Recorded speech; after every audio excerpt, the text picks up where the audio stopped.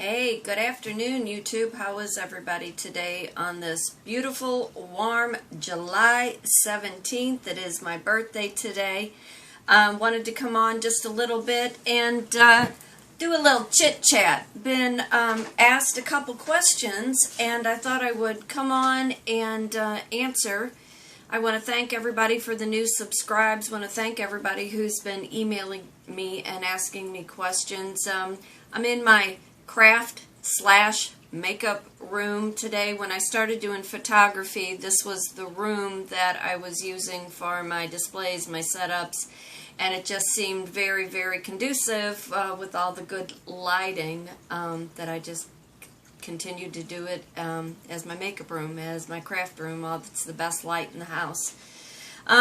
With being 58, I've had a couple people ask me what are my thoughts on turning 58. Considering my mom passed away at the age of 31 and my dad passed away at the age of 59, 58 is a blessing. I cannot think of any better time in this life that I would want to live, and although there are times I think I probably could have survived in the pioneer days, I'm fortunate and I'm blessed. And turning 58, I have learned some very, very valuable lessons, and I look forward to the next 58 years. My pact with God is I want to live to be 116. You know, if you don't have your health, you have nothing. And turning 58, it only validated more the importance of taking care of my health. The other questions I was asked, what I use on my skin. I use baking soda to scrub my face when I'm in the shower, and right now I'm dealing with some sunspots from being gone over the weekend. I had a little bit too much sun, but over the next couple days they will fade away. I like to use baking soda and table salt in the shower when it is nice and warm. My pores are all open, and I just take the baking soda and real lightly underneath my eyes, around my mouth. Do not have very many wrinkles for 58.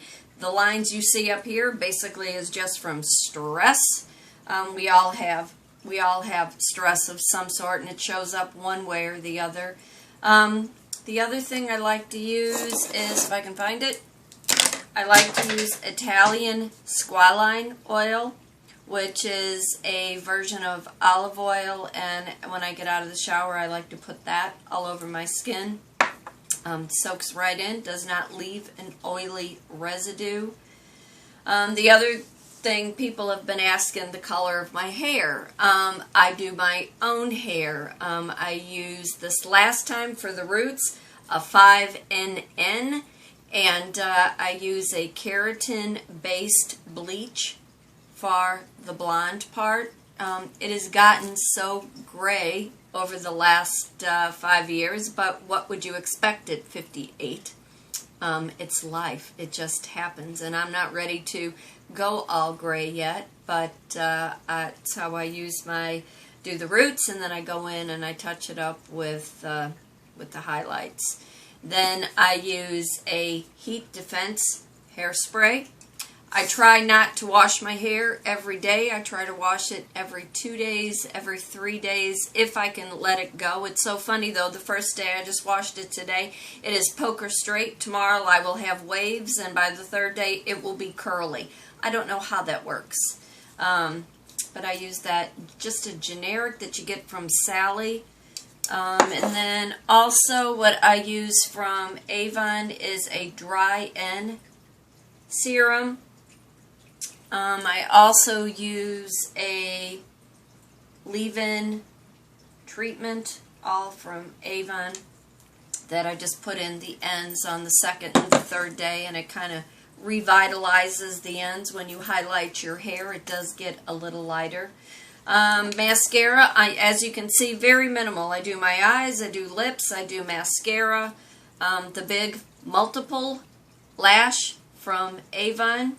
I use a nice simple blush brush, just kind of go in, nothing fancy.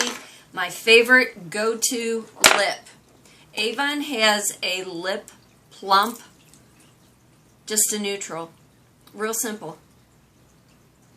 Moisturizes your lips, and then I can go over with a tinted lip balm also from Avon. And that's it. That's my lip routine. That's my makeup routine. On occasion, I will use L'Oreal's True Match. I use W5. Seems to work all the time. Minimal. Very minimal when it comes to makeup. I'm more concerned about good skin, healthy skin, the things that I put into my body. The other things people were asking, favorite coffee. Do I have a favorite coffee? Coffee. I like the donut blend, the breakfast blend, hazelnut. Love hazelnut. Usually I mix my two coffees. I am not a Starbucks girl. I refuse to pay that kind of money for Starbucks. And I'll drink a pot of coffee a day. My favorite food, pizza. Cannot go wrong with a pizza. No onions, no green peppers, but anything else on a pizza, I'm all for it. That goes back from when I was a little girl, when we would have some kind of celebration. They would always say, Kit, what would you want? And I always said a pizza. And that's what we did. I don't have a sweet tooth. I am kind of partial to Diet Dr. Pepper and chili cheese Fritos, which I don't do all that often, but when I am fishing, if you saw any of my pictures, if you were over on my KM Designs, A Writer's Mind page on Facebook, you will see I was a fishing fool over the weekend. And for some reason, it just seems to go together, the Diet Dr. Pepper and the chili cheese Fritos. It's just a comfort kind of thing. I eat when I'm hungry. I'm not one of those where I'm constantly snacking. Not a movie watcher. It is very rare that you will ever see me watching a movie. I like to do research and I like to read. I'm always creating something, as you can see in the background. That's one of my paintings. What else was I asked? Do I date? Am I involved with anybody? I am not involved with anybody by choice. Was involved with somebody for 8 years, and it's been over quite some time, but it did not end very well. He kind of ghosted me by having somebody move in his house behind my back at the same time I was getting sick. So it kind of left a really, really bad taste. Dated a wonderful person last year. He's still my very good friend, but at this time I choose not to date. I choose not to be in any kind of committed relationship because I am focusing on my business. That is more important to me. What else have I been asked? My style. I like to think I'm very bohemian, very freestyle. I've got a little sundress on now. Again, tie-dye, I am very, very partial to the tie-dye. Comfort. I'm all about comfort. I'm probably a size 5, 6. I like to maintain my weight because it just helps with my health. I could never understand why women let themselves go. It's important no matter if you're involved with somebody or not. You know, you still have your heart, you still have your liver, you still have your lungs, and the thinner you are, not saying you need to be a size 2, 4, 6, or 8, but you have to think about your organs and when you are carrying that extra weight, what you are doing to your body. If you choose to live life as a couch potato, you're really not doing yourself any benefit. What else was I asked? What do I like to do for fun when I am not teaching or working? I love my garden. I love being out in my garden. I love weed eating. I love pulling the weeds. I didn't do a big garden this year. I have tomato plants. That's about it. I like to lay in my pool. I like to meditate. I love to walk. Love to walk. It's great mindset. It's great for clarity. Everybody needs to have some form of exercise.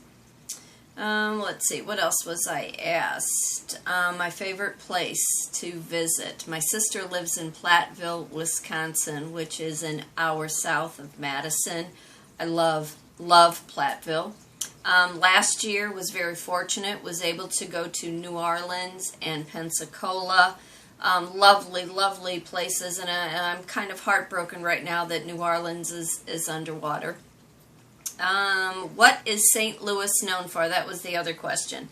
St. Louis is known for Anheuser-Busch, our beer, the Clydesdales. We are known for toasted ravioli and the Arch. We have a wonderful zoo. We have a wonderful Grant's Farm that is affiliated with Anheuser-Busch. Anything about the animals. We have a beautiful botanical garden, so if you're in the St. Louis area, make sure you visit all those. Am I a sports girl? Not typically. Was I happy that the Blues won the Stanley Cup? Absolutely, it's part of history. I'm more of a baseball girl. We are a baseball kind of town, and I am very familiar with how baseball is operated. I know how that game works, and it's fun to be out in the crowd. These are important things that I tell you. Someone else, a very young girl, I believe her name was Molly, and I believe she lived in Minnesota. So Molly, if you were watching, what does it mean to me to be an influencer? An influencer is how a person carries themselves, the products that they can speak kindly about, being authentic, being raw, being able to converse with a variety of people of different ages. Not everybody's going to like my style. Not everybody's going to like the way that I speak.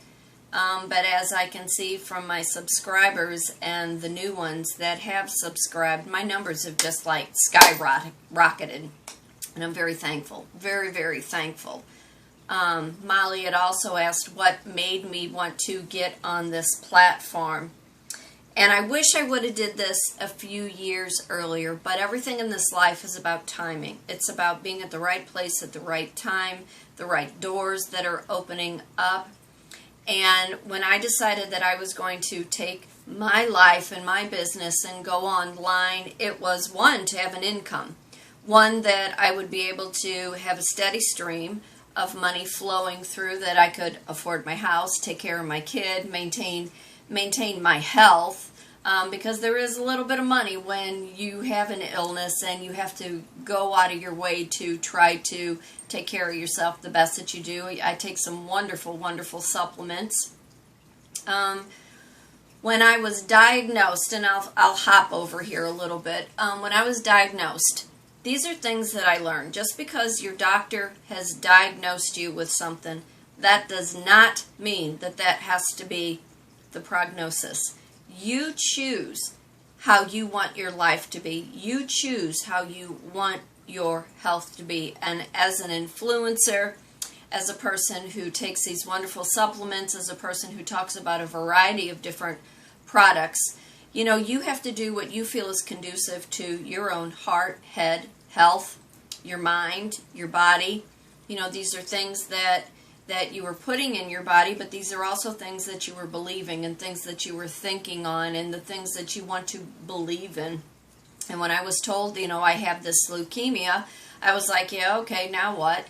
And they said, well, you need to do this, that, and the other, and pray that it doesn't go into anything else, and just hope that within the next 10 years there will be a cure.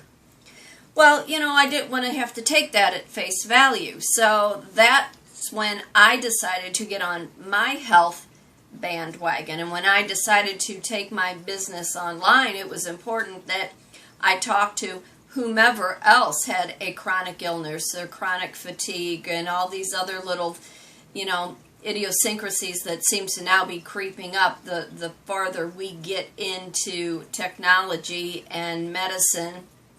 And I think it's important that people need to know, just because you've been diagnosed with something, that does not mean that your life stops. You have choices. And even if you were suffering from a chronic fatigue, the little bit that you do, you were still doing something.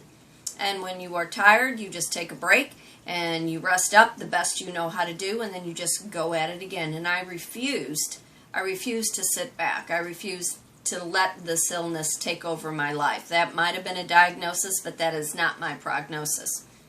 So taking my business online, it was important that people can see, you know, I am an artist and I do teach a variety of art classes. I teach a variety of different women online and in person, business coaching, you know, taking their talents and their gifts and allowing them to see something from another perspective. So I'm just answering a few questions, things that people have emailed me. You know, it is a milestone, I believe, to turn 58. Do I look forward to turning 60? I don't know, why not? Like I said, I want to live to be 116, taking care of myself, being as honest as I can with my followers, my customers, my clients. You know, my life is an open book. I have nothing at all to be embarrassed about, be ashamed about. You know, I take great pride in my life and in my business and how I act and how I respond. So if there's anything that you would like to know or anything that I can do for you for business coaching, personal mentoring, taking an art class, learning about Avon, learning about the gourmet cupboard. You know, real quick too, somebody said, what are you really good at? What is the number one thing that you could say that you are good at? Being Italian, force feeding you.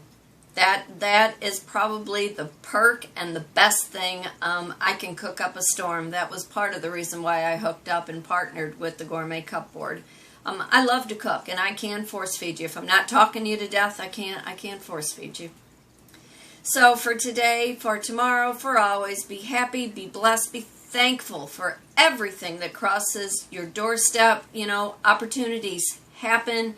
Abundance comes with the flowing ability of being able to have options and make good choices. So I am Kitryn Marie. I'm an artist, a writer, a speaker, a life and a business coach. I reside in St. Louis, Missouri. I teach creative-minded women how they can take their business and go onto the online market or in person in craft fairs and trade shows. I would love to hear from you. Remember, fate does turn on a dime, and you get to decide what side of that coin you want to be on. So you take care now. Bye-bye.